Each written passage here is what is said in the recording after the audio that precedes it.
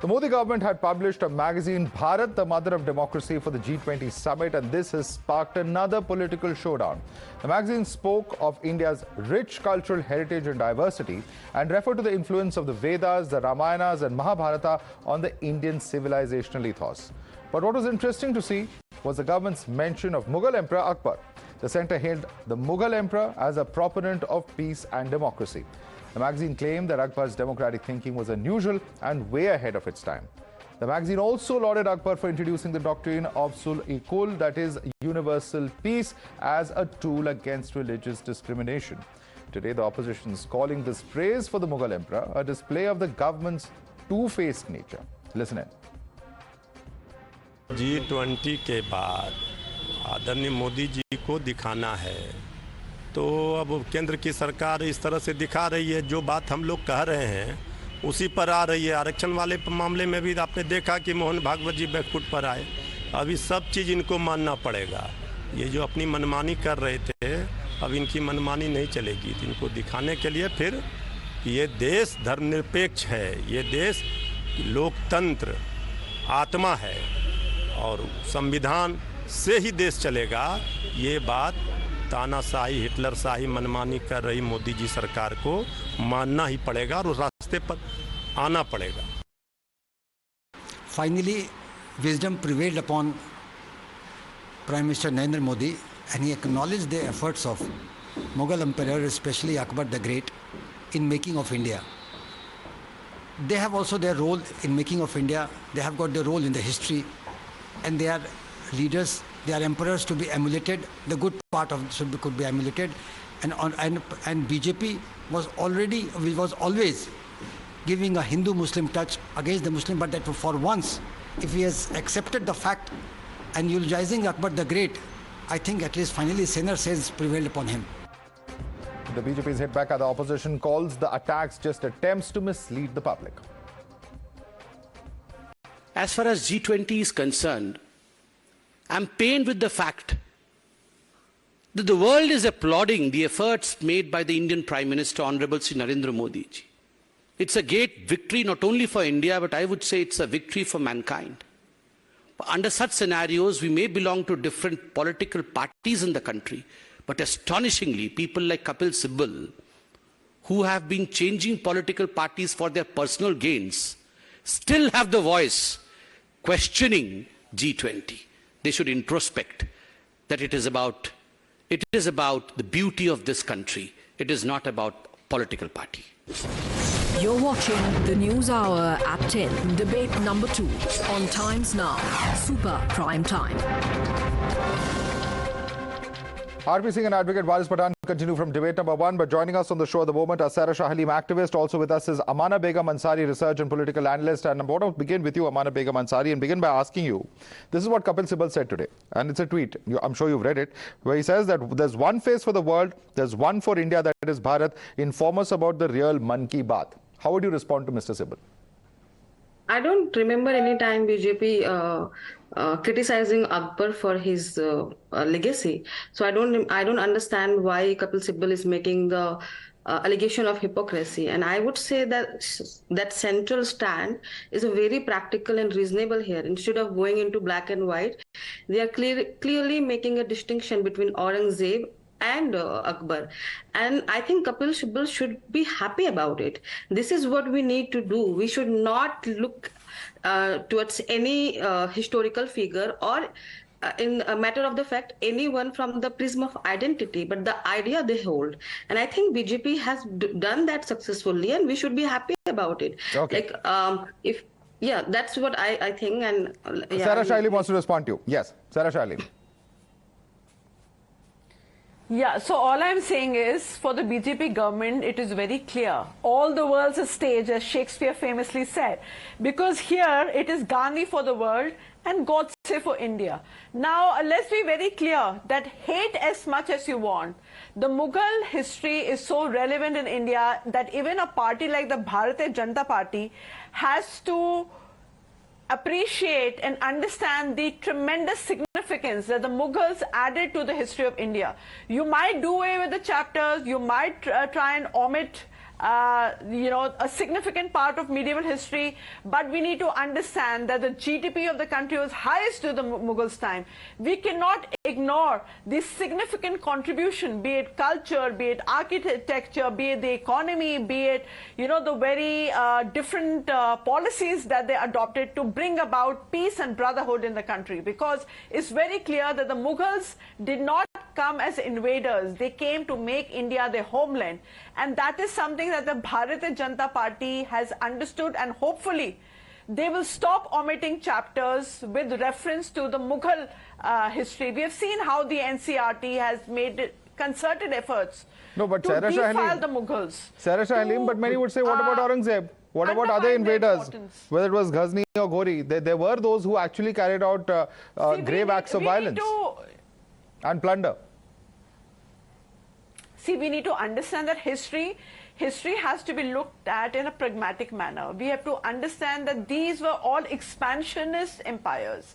You talk about Lord Buddha. Why are we forgetting that? Why are we not remembering the Great War of Kalinga? We have seen how people use violence and might as a method to annex territories. So we need to be very objective about it. At the same time, I'm not praising anybody. We cannot negate the fact that Aurangzeb had great administrative skills. You look at the contribution of So Aurangzeb should be praised. You look at the contribution. I'm sorry. Aurangzeb should be praised according to you.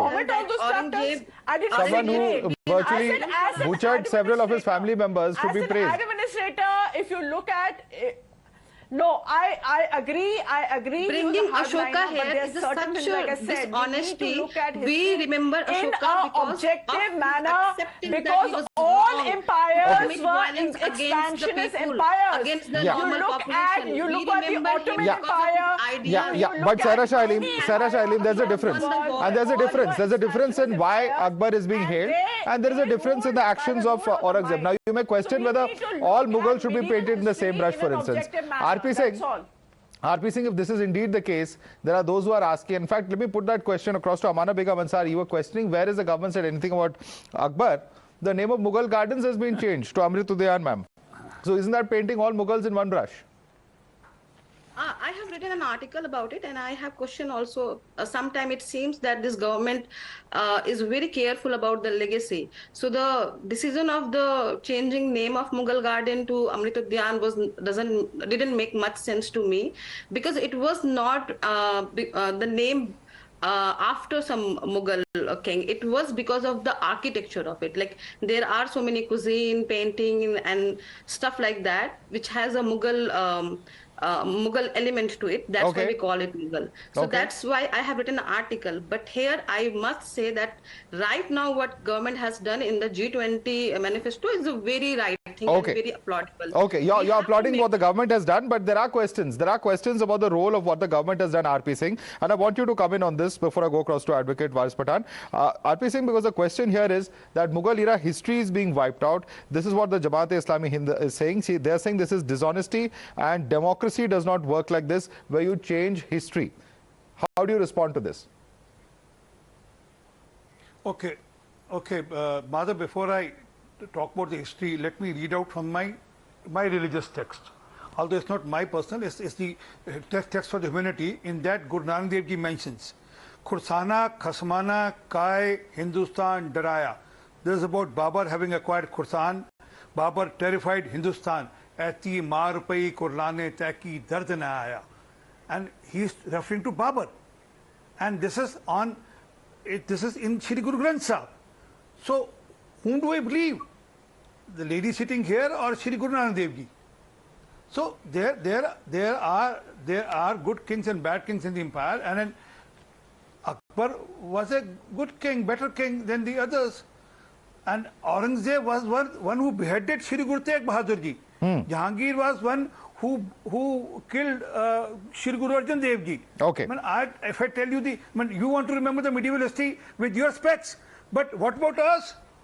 What about us who stood by dharma in this country, who stood by the Indian culture?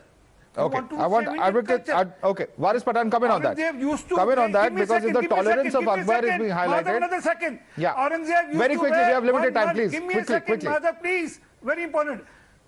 Yeah. Aurangzeb used to weigh 37 kg of Janeau every day before having his breakfast. And that's why Kashmiri Pandit came to Shri Guru Arjan Dev Ji. Okay, there were atrocities. There were good kings, there were bad kings, Advocate Waris Pathan. But if the tolerance of Akbar, the fact that he was a Democrat is being highlighted on the world stage, is that something that can be objected to?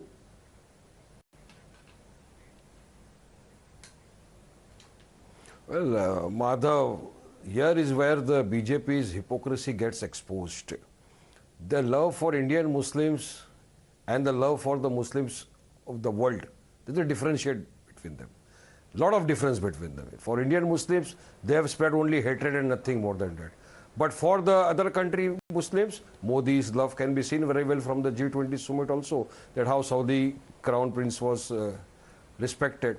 Now they have come with the magazine glorifying Akbar. Time and again, they, BJP and their spokesperson have been saying and telling the Indian Muslims, ये सब मुगलों की औलादे हैं, इनको खत्म करना चाहिए, इनको देश से बाहर भेजना चाहिए. Now what happens? They glorify Akbar, and Akbar was he was a very democratic person, and more than that, he has gone forward. The magazine speaks for itself. Akbar was more democratic than what they say. So now what face will they come up before the nation, and what will they say? Every now and then we have been listening, ye to Mughal ki aulad hai. In your debate also several times we have been told, ye Mughal ki aulad hai, where we have been saying that nahi bhai, hum na Mughal ki aulad hai, na Akbar ki hai, na Babar ki hai, hum to Hazrat Adam ki aulad hai. Because our forefathers, we have been taught in Islam that Hazrat Adam alayhi salam was the first person to land on planet Earth, and we are all his one such, we are his family. But no, they want to even change their names. They say Mughals aaye Hindustan ke andar and they have looted, they have demolished the temples, and now Modi Saab is glorifying Akbar. There is a magazine and everything is there. So that is why I say the hypocrisy is very much before. Okay. So the opposition says as hypocrisy, the government says that when something's being celebrated, it should be looked at. Quick, 10 seconds. Quick comment, please. Quick comment. Yeah. You're out of time. I don't agree with BJP hates all the Indian Muslim. I think BJP has shown when they have made APJ Abdul Kalam the president of India that they will. They have spread hatred among the Muslims in the 9.5 years. Plus, questions should be asked people like this. They have spread only hatred. They hate our hijab. They hate our food habits. They have hatred. But Waris Pathan, similar charges will be made by your party leaders also. BJP will say that your party's leaders have also spread hate against other religions. But we'll have to leave it there. In fact, we all saw what happened when Aurangzeb's mausoleum was visited, in fact, in Aurangabad by your party's leader. Well, let's leave it there for the moment, though. Completely out of time. RP Singh, Amana Begum Ansari, Waris Pathan, Sarah Shah Halim, thanks so much for joining us this evening.